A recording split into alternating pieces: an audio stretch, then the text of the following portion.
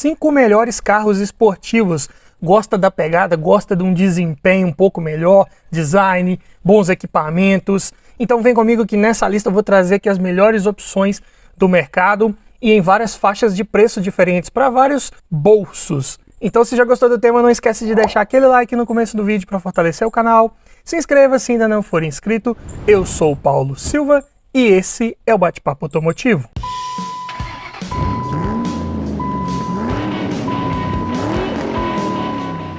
E é claro que foram observados alguns critérios para fazer essa lista aqui, né? O primeiro deles é que eu considero um carro esportivo de fato é quando ele tem uma versão que se difere das outras, principalmente com relação a acerto de motor, câmbio, suspensão, né? Tem aqueles esportivados que só tem mudanças estéticas. Não é esse o caso aqui da lista. Aqui são carros com motores de melhor desempenho do que outras versões mais comportadas. E também tentei considerar aqui os carros com a manutenção um pouco mais acessível, claro que dentro da categoria aqui dos esportivos, né? Então não espere carros aqui com manutenção bem barata, bem simples, né? Mas para um esportivo até que dá para manter tranquilamente. E todos os preços que eu disser nesse vídeo foram cotados em março de 2022. E vamos falar aqui do primeiro da lista, Astra GSI, fabricado entre os anos de 2003 e 2005. É possivelmente o carro mais barato aqui dessa lista, mas você tem que procurar com mais calma, porque não é fácil encontrar aqui em bom estado de conservação. Já é um carro também um pouco mais antigo, então talvez você tenha que esperar aquele anúncio ali, uma boa oportunidade para você chegar e fechar negócio. É um carro que em média está sendo anunciado na internet aí entre 20 e 28 mil reais. Mas tem alguns aí bem ruinzinhos aí com questão de originalidade, conservação, então fique ligado. Mas é um carro com motor GM Família 2, 2.0, 16 válvulas, só gasolina, com comando de válvulas duplo no cabeçote acionado por correia dentada. É um motor de 136 cavalos e 19.2 kg de torque. Tem um desempenho superior às outras versões do Astra aí, né? Seriam as GL, GLS, se eu não me engano aí dependendo do ano já tinha as Advantage, que eram com motores 2.08 válvulas, tinha também a Elite, mas aqui um carro com design todo mais voltado para a esportividade e um motor de maior desempenho. Um carro até leve para os padrões, 1.180 kg, então a relação de peso-potência ficava em 8.7 kg por cavalo. Desempenho bem legal, e acoplado a um câmbio de marchas de 5 velocidades, o F23 de relações bem alongadas, esse carro ainda dava para tentar tirar um consumo um pouquinho razoável com ele na estrada. Se for pegar aqui dados de ficha técnica, na cidade ele faz 6.9, na estrada 11.7. Ainda é um carro 2.0 motor GM, então não espere economia de combustível, né? Porta-malas de 370 litros, é um hatch médio, então está dentro da média para o segmento. Medidas de pneus 205, 5516 você encontra com certa facilidade no mercado. E é um carro até bem equipado. De série já contava com direção eletrohidráulica com ajuste de altura, vidros, travas e retrovisores elétricos, alarme, rodas de liga leve, ar-condicionado, computador de bordo, que vinham em raríssimas versões do Astra, além de faróis e lanternas de neblina e freios ABS. E ainda tinha os opcionais de ar-condicionado digital automático, duplo airbag frontal, retrovisor fotocrômico, bancos de couro e teto solar elétrico. Bem equipado, eu diria, para a época. O sistema de som também condizente com a época, apenas um CD player com comandos no volante. Pontos positivos principais de se adquirir um Astra GSI: robustez e confiabilidade mecânica, preços de peças na medida para motores aí dessa tecnologia, né? Eram uns 2.0 16 válvulas. Não é tão barato de manter quanto um 2.0 8 válvulas, mas não tem peças ali de preços tão absurdos. Além disso, é um carro de ótimo espaço interno e acabamento também da mesma forma, bons materiais ali empregados no painel, forros de porta, bancos, os bancos de couro desse carro, se bem cuidados, tem excelente textura, são bem confortáveis, tem ajuste de altura aqui do assento, ele se eleva como um todo, muito bom. A lista de equipamentos também para a época desse carro era bem completinha, bem generosa. E é um carro de boa estabilidade e desempenho, né? Como todos os esportivos que vamos ver aqui nessa lista. Não preciso nem me delongar muito nesse detalhe. Assim como os engates do câmbio, né? Leves, justos, precisos, para você não perder tempo nas trocas de marcha. Porém, como pontos negativos, o primeiro deles aqui é a falta de desempenho em baixas rotações. Era um motor de 16 válvulas do início dos anos 2000, ainda não dispunha de variador de fase para nenhum dos dois comandos. Então, para aproveitar toda a potência e torque que esse motor tinha a oferecer, você tinha que esticar mais marchas nele de qualquer forma. Então, se você fosse andar com ele um pouco mais tranquilamente ali em baixas rotações, você pode perceber ele uma falta de desempenho. Se precisar fazer uma retomada rápida ali com baixo giro, não teria a mesma esperteza de um 8 válvulas. Além disso, a direção eletrohidráulica, se der problema, é cara de reparar, como em qualquer conjunto aí dessa tecnologia que tenta unir o melhor dos dois mundos, mas é um sistema que utiliza mais componentes, então mais coisa para dar defeito, e tudo muito caro de resolver se der problema. No mais, o Astra, de uma forma geral, tem pouquíssimos pontos de atenção, além dos que eu falei aqui. Mas vamos para o segundo da lista agora, Honda Civic Si. E aqui esse carro tinha disponível em 3 gerações, né? A G8, né, que era o New Civic, fabricado de 2007 a 2011, com motor 2.0 16 válvulas aspirado. Tem o G9, raríssimo aí de se ver nas ruas, de 2015 a 2016, com motor 2.4 16 válvulas, e o G10, né, 1.5 turbo, mesmo motor lá da versão Touring, fabricado de 2018 em diante. Então aqui temos a maior variação de preços dessa lista. Pegando aqui o G8, por exemplo, você encontra valores dele anunciados em média de 46 a 93 mil, dependendo da quilometragem, estado de conservação. Já os raríssimos G9, entre 120 e 170 mil reais. E os mais novos, né, os G10, entre 175 mil e até 200 mil reais. Então esses últimos aí bem mais caros. Falando de motores, se você optar pelo G8, era equipado com o K20 Z3, apenas a gasolina, aspirado de injeção indireta, duplo comando de válvulas no cabeçote acionado por corrente e variador de fase do tipo VTEC. Já o G9 vinha com o K24, também a gasolina, mesma forma, aspirado, injeção direta, duplo comando de válvulas no cabeçote, acionado por corrente, porém aqui já tinha variador de fase para as válvulas, tanto de admissão quanto de escape. Então melhorou um pouco os números de desempenho. E o G10 aqui, com motor 1.5 turbo, é o L15B7, evoluído lá desde o Honda Fit, passou por várias melhorias técnicas, mais apimentado aqui, claro, né? Com duplo comando de válvulas no cabeçote, também acionado por corrente, e variador de fase do tipo VTEC, tanto para as válvulas de admissão quanto para as válvulas de escape. Potência: o G8 gerava 192 cavalos, o G9 passou a ter 206 e o G10 208. Torque: no G8 19.2 kgfm, no G9 23.9 e no G10 26.5. Todos esses são carros aí de peso girando entre os 1.300 e 1.350 kg, então todos com boas relações de peso-potência abaixo dos 7 kg por cavalo. Desempenho aí é o que não falta em nenhuma dessas 3 versões aí do Honda Civic. E todos equipados com câmbio manual de 6 marchas. Engates também da mesma forma, são bem precisos, diretos, muito bons. Já o porta-malas é sempre bem pequeno nas versões aí do Civic Si. O G8 tinha 340 litros de capacidade, o G9 passou a ter 330 e o G10 334. Então, bagagens apenas de 2, 3 pessoas no máximo. Medidas de pneus: as do G8 215 45 17, as do G9 225 40 18 e as do G10 mudou apenas a largura, aumentou para 235. Então, de qualquer forma, são pneus bem caros aí para você trocar nesses carros.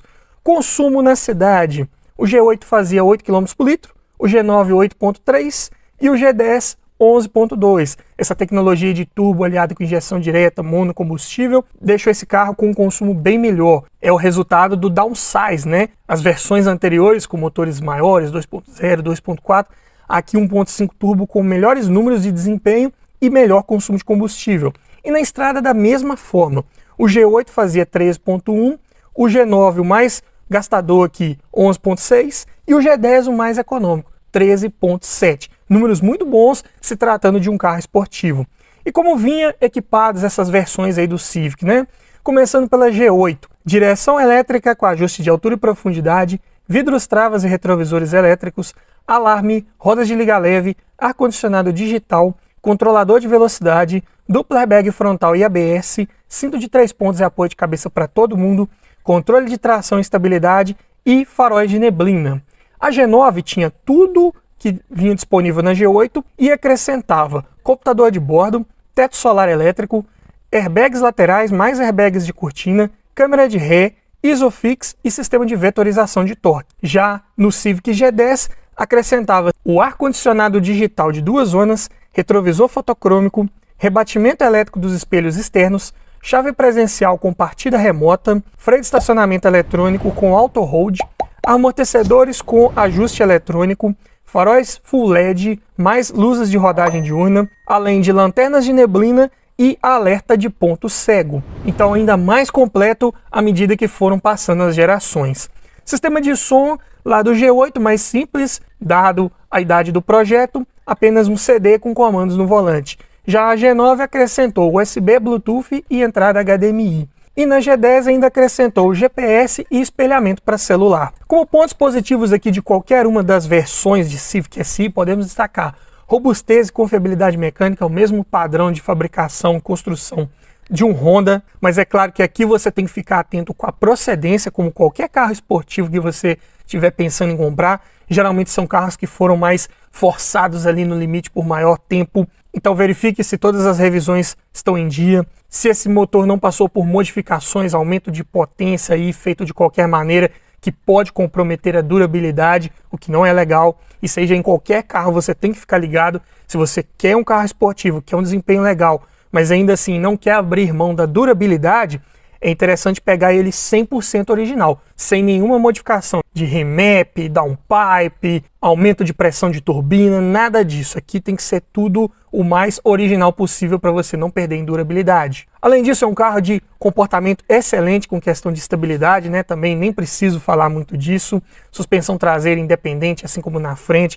Carro curva com total segurança. Carro que tem um ótimo prazer em guiar. Boa posição ali, você fica mais com as pernas e braços esticados. A posição do banco é mais baixa, então te passa mais segurança, mais esportividade. Bem legal. Engates do câmbio também, de todos os Civics, são muito bons. E se você tiver com um pouco mais de grana e quiser pegar um G10, ainda vai ter um consumo de combustível muito bom se você quiser andar de forma mais tranquila. Agora, como pontos de atenção para qualquer uma dessas gerações aí do Civic SI, primeiro é que qualquer um desses motores aí exigem um ajuste de folga de válvulas, né, preventivo periódico, para que esse motor não comece a gastar muito combustível e perca potência. Então, a cada 40 mil quilômetros ali aproximadamente, você tem que fazer essa manutenção adicional. Além disso, como todo bom esportivo, tem um comportamento mais duro de suspensão, então não é um carro muito confortável para trânsito urbano, para vias não muito bem pavimentadas. É um carro baixo em relação ao solo, então fique atento com rampas de garagem,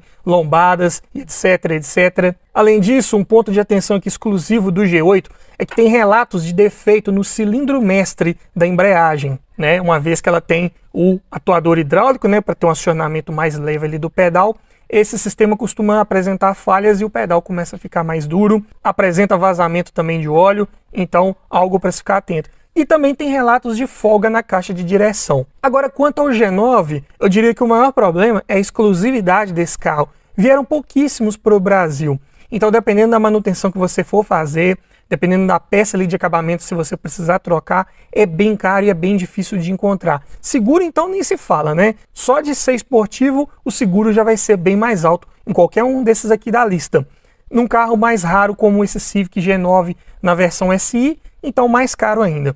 O G10 até o momento não parece ter grandes problemas, maiores relatos aí de defeitos crônicos. É um carro bem confiável, de mecânica bem resistente, um carro com consumo legal, com desempenho melhor ainda, então nada para se preocupar muito até o momento. Vamos para o terceiro da lista agora, vamos de Renault. Já sabe, né? Sandero RS, fabricado entre 2015 e 2021, sendo que passou por um facelift ali em 2019. É um carro que você encontra anunciado aí entre 45 e 118 mil. É um carro que tem praticamente ele 0 km aí hoje, né, com menos de um ano de uso. Então um carro que tem preços bem altos se você quiser pegar um bem mais novo. Aqui sempre equipado com motor F4R Flex, evoluído lá do Megane, né, que lá era só gasolina. Bem parecido também com o motor do Fluence GT, só que lá no Fluence é turbo, aqui ele é aspirado. Mas eu diria que ele é mais parecido ainda com o motor da Duster 2.0. Porém, não é idêntico. Tiveram algumas modificações ali de melhorias de desempenho e de resistência mecânica para equipar um carro de proposta esportiva. É um motor aspirado, de injeção indireta, com duplo comando de válvulas no cabeçote acionado por correia dentada e com variador de fase para o comando da admissão. É um motor de 145 cavalos na gasolina e 150 no etanol, e de torque 20,2 kg na gasolina e 20,9 no etanol. Excelente para levar esse carro de 1.161 kg. Depois do facelift aumentou 20 kg só de peso, mas a relação de peso-potência ainda é muito boa, abaixo dos 8 kg por cavalo, né? 7,7 antes do facelift e 7,9 depois do facelift. Câmbio manual de 6 marchas, tem engates leves, justos, precisos, porém as marchas têm relações mais encurtadas ali até a quinta, justamente para deixar esse carro bem esperto ali nas retomadas de velocidade, e a sexta marcha tenta priorizar um pouquinho ali o consumo de combustível, é dessa forma. É um hatch compacto, então o porta-malas é pequeno, 320 litros de capacidade, e as medidas de pneus antes eram as 195 5516, depois passaram para 205 4517. Consumo na cidade, antes do facelift, fazia seus 5,9 no etanol e 8,3 na gasolina. Já na estrada, 7,6 no etanol e 10,8 na gasolina. Depois do facelift, na cidade ele fazia 6,9 no etanol e 9,9 na gasolina, melhorou um pouquinho o consumo. E na estrada, 7,7 no etanol e 11,1 na gasolina. E é um carro bem equipado para o seu porte. Ele conta com direção eletrohidráulica com ajuste de altura, vidro elétrico nas 4 portas, travas e retrovisores elétricos, alarme, rodas de liga leve, ar-condicionado digital, computador de bordo, controlador de velocidade com limitador, duplo airbag frontal e ABS, controle de tração e estabilidade, luzes de rodagem diurna, assistente de partida em rampa e sensor de estacionamento traseiro. E depois do facelift, ele ainda podia vir equipado com airbags laterais, mais câmera de ré e ISOFIX. Bem completinho, eu diria. E o sistema de som era com USB, Bluetooth, comandos no volante, GPS e sistema de informação de trânsito em tempo real. É uma central multimídia que também sofreu uma atualização, ganhou espelhamento para celular, porém perdeu o GPS nativo. Com pontos positivos principais de um Sandero RS: robustez mecânica do conjunto ali motor e câmbio, bem resistente, com boa oferta de peças no mercado, motor que equipou vários carros aí da linha Renault por muito tempo, então tem ali uma boa base de projeto. Além disso, é um carro com bom espaço interno ali, comparado com outros de sua categoria, tem uma boa relação de peso-potência, bem leve para esse motor 2.0 16 válvulas, é um carro com bom porta-malas para a categoria, 320 litros, né, como eu falei, não dá para comparar com um sedã compacto, um sedã médio, mas para você que não precisa levar muita bagagem, né, vai andar ali com 2, 3 pessoas no máximo, vai atender legal. E é um carro que, como eu disse, tem uma boa oferta de peças para ele. Então, tranquilo de manter. Agora, como pontos de atenção, o primeiro deles é a manutenção na caixa de direção, né, que é do tipo eletrohidráulica. Se der problema, tudo é mais caro de resolver. E essa caixa de direção, ela tem relatos de folgas, né, tem relatos mais frequentes de apresentar esse problema. Então, algo para se ficar bem ligado. Além disso, no manual do proprietário, são indicados intervalos de revisões a cada 8.000 km, que são um pouco mais frequentes do que suas versões normais, que tem intervalos de revisão para 10.000 km. Algo também para você ficar atento aí na hora de fazer uma troca de óleo, fazer uma revisão de filtros. Além disso, é um motor que ainda utiliza correia dentada, então também você tem que ficar atento com o prazo correto para fazer a troca dela. O acabamento também é fraco, se for comparar com os outros esportivos aqui dessa lista. Acaba ocorrendo ruídos internos com mais facilidade, mas é condizente com a categoria desse carro, é um compacto, então não espere materiais de qualidade muito melhor. Além disso, tem relatos de desgaste prematuro da embreagem, mas isso aí também é do uso, né? Se você forçar muito, dirigir muito ali de forma esportiva, ficar fazendo muita arrancada, não vai durar mesmo, isso é fato. Suspensão também mais calibrada para comportamento mais esportivo, então suspensão mais dura, mesmo problema do Civic. E aqui as buchas não têm uma resistência tão boa quanto no Honda, exigem trocas com mais frequência, elas estragam com mais facilidade, então uma manutenção corretiva a mais aí também. E além disso, existem relatos de empeno do eixo traseiro, algo também para se ficar atento. Observe ali o desgaste dos pneus ali, se está ocorrendo de forma correta, se não, pode indicar um empeno aí, e se isso ocorrer, você pode perder um par de pneus traseiros aí com facilidade, fique ligado. Vamos para o quarto da lista agora, mas antes eu tenho um recado para você. Precisa de peças, acessórios, ferramentas, equipamentos, produtos de estética automotiva para o seu carro? Então acesse nosso link de afiliado e garanta uma compra segura e com os melhores preços da internet. Link na descrição. E o quarto da lista aqui, vamos de Volkswagen Jetta Highline TSI, produzido entre os anos de 2011 a 2018, tendo passado por um facelift em 2015. Um carro para você que gosta de desempenho, mas quer passar despercebido, não quer chamar muita atenção. É basicamente aquela configuração que chama-se de sleeper, né? Um carro que tem um desempenho muito bom, mas ali esteticamente parece um carro de versão mais comportada, não é? É um carro que você encontra entre 50 e 130 mil reais anunciado aí na internet, dependendo do ano de fabricação. É um motor EA 888 a gasolina, com turbo e injeção direta, duplo comando de válvulas no cabeçote acionado por corrente e variador de fase para admissão. É um motor que gerava seus 200 cavalos até 2013, depois sofreu uma atualização, passou para 211 cavalos. E de torque também nessa época passou de 28,5 kg para 28,6 kg. De torque praticamente ficou a mesma coisa. E o peso aqui tecnicamente igual, 1.375 kg em qualquer ano modelo. Sendo assim, esse carro também tinha uma relação de peso-potência abaixo dos 7 kg por cavalo, né? Então, desempenho de sobra, eu diria. Equipado com câmbio automático, né? Ou melhor, automatizado de dupla embreagem, esse aqui é o DQ250, de 6 velocidades. Porém, aqui esse sistema de embreagem, ele é banhado a óleo. Então, um sistema que superaquece menos, tem menos relatos de problemas crônicos. Para um carro de pegada esportiva, é a melhor configuração de câmbio se for um automático, porque ele proporciona trocas de marcha muito rápidas mesmo, da ordem aí dos 0,3 a 0,5 segundos para fazer uma troca de marchas, né? Então, em desempenho, ele não perde em nada por ter um câmbio automático. Porta-malas sempre muito bom, de 510 litros de capacidade, sedã médio, não poderia ser de outra forma. Pneus também sempre nas medidas 225, 45, 17, bem comuns para aro 17, mas de uma forma geral pneus um pouco mais caros, né? Consumo na cidade até 2013, né, quando era um motor de 200 cavalos, fazia 8,9 km por litro. Quando passou para 211 cavalos, melhorou um pouco o consumo, foi para 9,4. Na estrada, da mesma forma, passou de 12,1 para 12,5 km por litro. Aumentou a potência e ainda melhorou o consumo. Bem interessante, né? E a lista de equipamentos muito completa. Até 2003, né, antes do facelift, já contava com direção eletrohidráulica com ajuste de altura e profundidade, vidros, travas e retrovisores elétricos, alarme, rodas de liga leve, ar-condicionado digital de 2 zonas com porta-luvas refrigerado, computador de bordo, banco do motorista com regulagem elétrica, controlador de velocidade, bancos de couro, faróis limpadores de acionamento automático, retrovisor fotocrômico, aletas de mudança atrás do volante, teto solar elétrico, 6 airbags mais ABS, cinto de 3 pontos e apoio de cabeça para todo mundo, controle de tração e estabilidade, faróis e lanternas de neblina, Isofix, sensor de estacionamento dianteiro e traseiro e assistente de partida em rampa.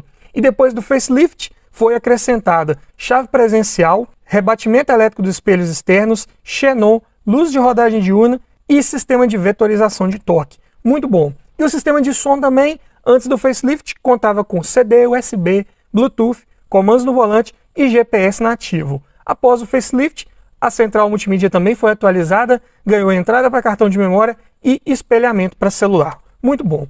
Pontos positivos principais de um Jetta TSI de uma forma geral: robustez e confiabilidade mecânica, um motor que, se bem cuidado, feitas as revisões em dia, tudo seguindo o manual de manutenção, não deve te dar maiores problemas. Além disso, o câmbio é muito bom, proporciona trocas de marcha muito rápidas, mas em algumas unidades apresentou ruídos ali nas trocas de marcha, alguns trancos, algo para se ficar atento, principalmente com a troca do fluido de transmissão, que deve ser feita de acordo com o manual do proprietário também. Além disso, é um carro de ótima estabilidade, como todo esportivo, lista de equipamentos muito extensa, vocês viram aqui, ótimo espaço interno, é um sedã médio, então dá para levar 4, 5 pessoas ali com certo conforto, até porque tem um ótimo porta-malas, então dá para levar bagagens de todo mundo com tranquilidade, além de ser um carro bem seguro, bem avaliado pelo Lat NCAP de sua época, então ponto positivo para você que gosta de andar rápido também. Como pontos de atenção, né, pontos negativos, seguro é caro, como qualquer Jetta, aqui não precisa nem ser o TSI, que ele já tem um seguro um pouco mais elevado, mas também condizente com a categoria, né, um carro esportivo aqui no caso do TSI. Além disso, tem um túnel central elevado, então espaço para os pés do terceiro ocupante ali fica um pouco prejudicado. Existem relatos também de falhas de bobina de ignição nesse motor EA888. Não é algo complexo de resolver, mas se der problema com você na estrada, pode ser um certo transtorno.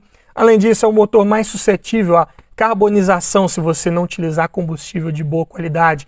Então, Periodicamente você tem que verificar ali como que está a situação geral de corpo de borboleta, TBI, dutos de admissão, válvulas, se não tem muitos depósitos de carbono nesses componentes, porque pode prejudicar o funcionamento do motor, pode fazer esse motor gastar mais combustível, dentre vários outros fatores, e isso não é nada bom, né? Em casos mais extremos, vai até mesmo acender a luz da injeção, a borboleta de acelerador pode nem fechar 100%, pode dar uma entrada falsa de ar, dentre vários outros problemas. Também tem aí relatos de falhas da sonda lambda, também pode ocasionar uma queima incorreta do combustível, gerar um aumento de consumo.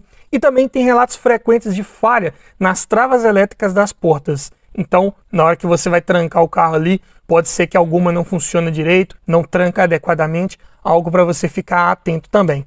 Mas vamos agora para o quinto da lista, vamos de Fiat Bravo T-Jet, fabricado entre 2011 e 2016, tendo passado por um facelift em 2015. Um carro que você encontra aí com preços entre 39 e 60 mil anunciados aí na internet. Motor Fire a gasolina com turbo e injeção direta, duplo comando de válvulas no cabeçote acionado por correia. Aqui também temos um bom exemplo de downsize. Pegou-se um motor pequeno, né, de baixa litragem, e eleva-se a sua potência e torque com a ajuda de um turbo compressor. Em números, ele gera 152 cavalos e 21,1 kg de torque. Para um carro de 1.370 kg antes do facelift e 1.435 depois, a relação de peso-potência fica um pouco no limite, eu diria. 9 kg por cavalo até 2015 e piorou para 9,4 kg por cavalo. Tem um desempenho ainda legal, mas não está tão esportivo assim. É claro que ainda tem mais desempenho do que suas versões mais comportadas, mas está longe aí do desempenho de um Jetta, de um Sandero, de um Civic, não é verdade? Câmbio manual de 6 marchas e porta-malas de 400 litros de capacidade. É um hatch médio, então tudo certo. Pneus nas medidas 215, 45 e 17, também está aí bem comuns para aro 17. Consumo na cidade 9 km por litro, na estrada 10,4. Não espere consumo melhor de um carro aí que tem um desempenho bem na medida com relação ao seu peso. E se você andar numa tocada mais esportiva, aí que o consumo vai ser um pouco mais alto mesmo. Mas é um carro muito bem equipado. Ele conta aí em todas as suas versões aí de ano modelo, com direção elétrica com ajuste de altura e profundidade, vidro elétrico nas 4 portas, travas elétricas, retrovisores elétricos com rebatimento, alarme, rodas de liga leve, ar-condicionado digital de 2 zonas com porta-luvas refrigerado, computador de bordo, controlador de velocidade, bancos de couro, faróis limpadores de acionamento automático, retrovisor fotocrômico, teto solar elétrico panorâmico, 6 airbags mais ABS, cinto de 3 pontos e apoio de cabeça para todo mundo, controle de tração e estabilidade, faróis e lanternas de neblina, Isofix, sensor de estacionamento dianteiro e traseiro, sensor de pressão dos pneus e assistente de partida em rampa. E o sistema de som, na primeira geração aqui, era com CD, USB, Bluetooth, comandos no volante e GPS. Depois do facelift, perdeu o leitor de CD. Pontos positivos principais: conforto ao rodar. É um carro que, mesmo com uma proposta esportiva, tem uma suspensão um pouco mais macia comparado com alguns de seus concorrentes aqui dessa lista.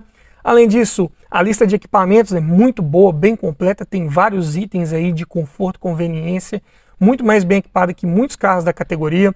Acabamento interno muito bom, padrão Fiat de qualidade dos materiais, muito legal.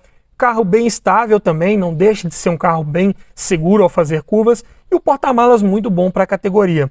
Como pontos de atenção, o primeiro deles, já falei, o desempenho é ok, não é esplêndido para a categoria, para a proposta de um esportivo, mas vai bem. Além disso, tem vários relatos de panes elétricas bem comuns aí da linha Fiat. O GPS não é touchscreen até 2014, só nos 2015 em diante que passou a tela sensível ao toque. A visibilidade externa não é das melhores, é um carro que tem uma pouca área envidraçada, principalmente pela linha de cintura mais alta, mas até que é perdoável, porque se trata de um carro ali de design voltado para a esportividade, até que dá para aceitar isso. Porém, também existem relatos de infiltração de água no porta-malas. Não é muito comum disso acontecer, mas aconteceu em algumas unidades, então vale a pena dizer aqui. E para quem fica até o final dos nossos vídeos, sabe que eu sempre preparo um bônus, não é verdade? Então vamos aqui para o sexto da lista, é só para quem ficou até o final, hein? Renault Fluence GT, importado entre os anos de 2013 e 2014, pouco tempo de produção aí, né? É um carro que você encontra anunciado entre 53 e 63 mil reais. Por ter ficado pouco tempo aí no mercado, não é muito fácil de encontrar, mas pode ser uma excelente opção de compra pensando no custo-benefício. É um carro com motor bem resistente, F4R, a mesma base lá do Megane, motor só a gasolina, porém aqui ele é um turbo de injeção indireta, com duplo comando de válvulas no cabeçote acionado por correia e variador de fase para o comando da admissão. 180 cavalos e 30,6 kg de torque. Muito bom para um carro de 1.341 kg. A relação de peso-potência ainda fica em 7,5 kg por cavalo. Excelente! E ainda equipado com um câmbio manual de 6 marchas, de engates muito bons, proporciona ainda mais esportividade na tocada desse carro na estrada, principalmente. Porta-malas enorme de 530 litros de capacidade, consegue ser maior que o do Jetta. E os pneus nas medidas 205 e 5517, também não são dos mais baratos. Consumo na cidade, 8,1 km por litro. Na estrada, 13,5. Ótimos números, quase o consumo do Civic G10. Muito bom. E a lista de equipamentos também é excelente para a categoria. Direção elétrica com ajuste de altura e profundidade, vidros elétricos, travas elétricas, retrovisores elétricos com rebatimento, alarme, rodas de liga leve, ar-condicionado digital de 2 zonas com refrigeração para o porta-luvas, computador de bordo, controlador de velocidade com limitador, bancos de couro, faróis e limpadores de acionamento automático, retrovisor fotocrômico, teto solar elétrico, chave presencial do tipo cartão, 6 airbags mais ABS, cinto de 3 pontos e apoio de cabeça para todo mundo, controle de tração e estabilidade, faróis de xenon, faróis e lanternas de neblina e sensor de estacionamento traseiro. E o sistema de som de CD com USB, Bluetooth, comandos no volante e GPS, que também não é touchscreen, fique ligado. Mas pontos positivos principais do Renault Fluence: robustez, confiabilidade mecânica, motor muito bom, resistente, durável. Se você cuidar dele bem, não vai te dar maiores problemas. É um carro que, apesar da proposta esportiva, tem um maior conforto ao rodar, suspensão bem calibrada ali para atender as duas necessidades. Então, desses aqui da lista, eu diria que é o mais confortável ao rodar. Além disso, espaço e acabamento interno excelentes. Tem uma carroceria de sedã médio, não poderia ser de outra forma. Porta-malas enorme, o maior que eu já falei aqui nessa lista. E a lista de equipamentos também muito boa para o ano do carro e para a categoria dele.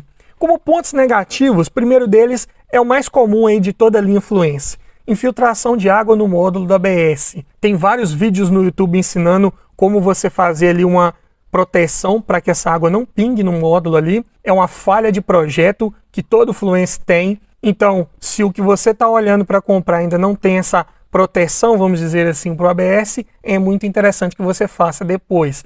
Além disso, tem vários relatos de falha de solda na coluna B, que gera estalos, ruídos metálicos bem inconvenientes aí na linha Fluence. Além disso, essa versão vem com faróis de xenon, que são bem caros de reparar se caso derem problemas. As lâmpadas são bem caras, os reatores então nem se fala. Muitas vezes você não consegue ir no mercado paralelo, você tem que importar ou comprar na concessionária, que aí é mais caro ainda, então fique ligado.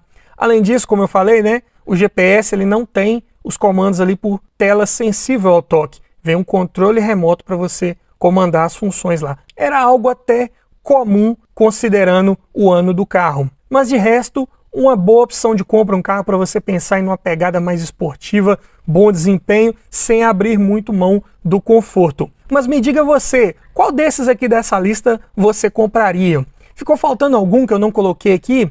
Deixa aí nos comentários, quero ouvir a sua opinião, quero ouvir a sua sugestão. E se você gostou desse tipo de vídeo, eu vou deixar ao final a playlist com vários vídeos nesse formato de lista de melhores carros por categoria, por valor. Talvez você ainda está na dúvida se pega um carro mais esportivo ou um carro um pouco mais comportado, não é verdade? Está com um teto de gastos ali até 40 mil, 50, 60, 20 mil, 30 mil, não sei. Já tem vídeo lá para várias faixas de preço também. Então vai lá dar uma olhada que tá legal e tá bacana. E é isso aí. Obrigado por assistir, aquele abraço e até o próximo vídeo.